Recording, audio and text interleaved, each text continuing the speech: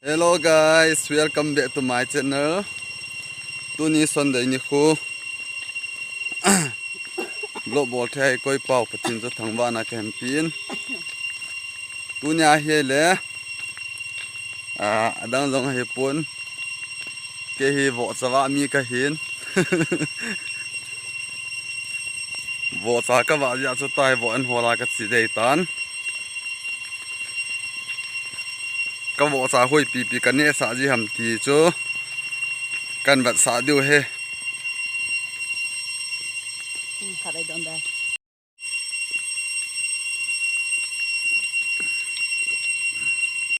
Sang ho jang ke tal tul tai.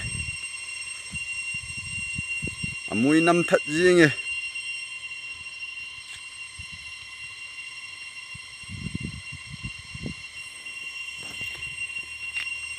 Chi mul nui lang hulam kalang hin lampi ta hong hong a chi te pai mu ro na he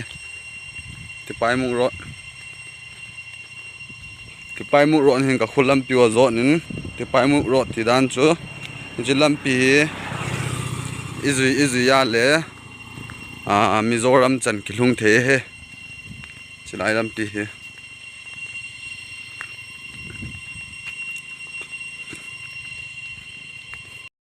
he wa jong khun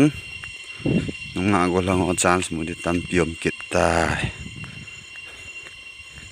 kyo lang hi Sunday ni le nunga go lang tama tam ji he avil num hong vil jing the hi anu ma num he inunga o hani camera shooting nan bol ra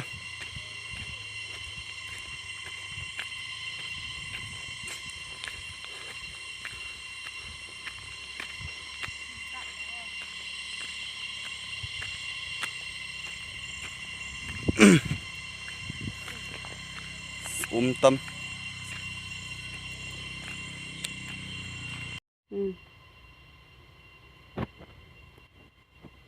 có hình hệ khá bom có hình vốn nào có hồn gì hết Miang cái hồn tụi con lẽ mía con canu với ní hồn tí gì cái này ngầm đal kê là tùy kê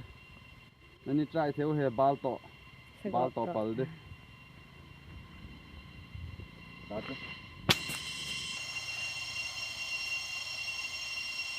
hey đâu mua kia mà đây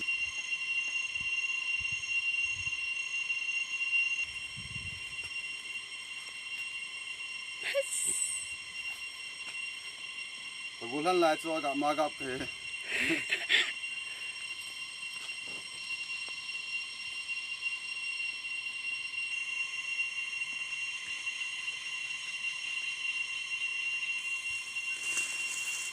bây giờ cho hết cả hồn gì vốn nè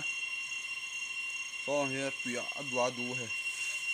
aga yong kine thế mai mong cả aga yong ini là tùy bút chung ang kiểu thế lâu đó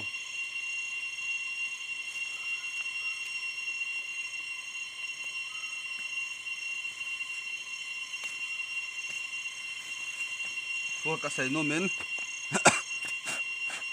chỉ lâu đó chế hin lâu đó dâu lấy lăng tamatam he cho hi sung net na ding ang dam doi phata he asi law na ne jing thewa hin bút chung xong inu ma le sung net nei ho ding a cho su bu ya tu yong don the he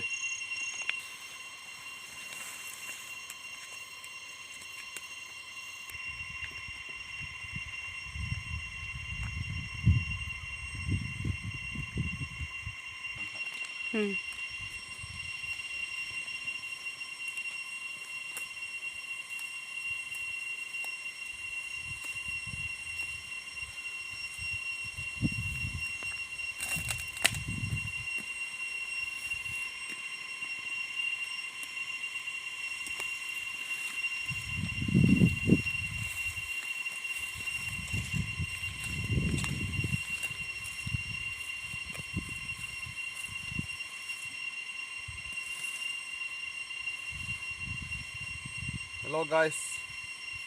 gabo ani nya abona he kine the he bộ cho đi ngã cổ vào ngã hi inu ma on lên nhẹ thế he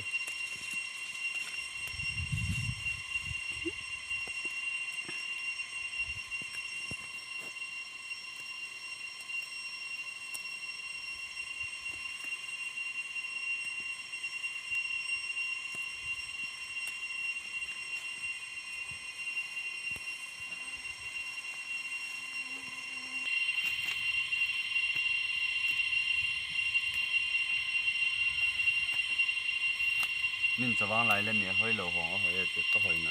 Nào he nào he. có hơi em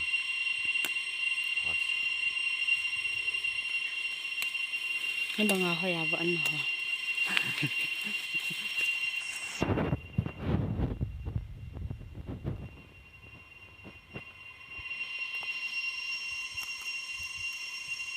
trong hơi ôn nè không kề ngầm luôn muốn rồi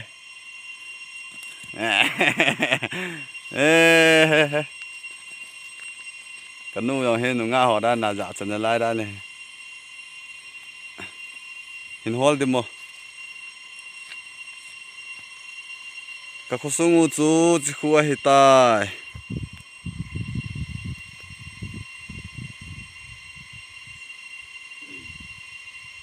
mày bul chôn nal nè chôn nhiều vậy thì mày bul khu ăn nal đan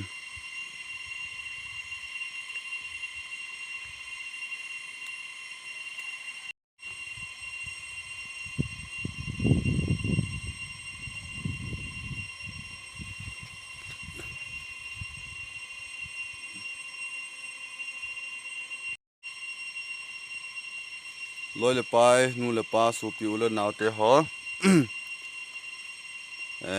video vet thiang le lung sit ta in dei dan ngei dan ti ho hin sei je min lang comment na chun tu jong le like subscribe ti ho ni bo pi ji min lang share ti ho ni bo pi ji vin ti so ka hung ta na he tu nya dinga vlog bo lo chui chan chui tan te ka ki pa thank you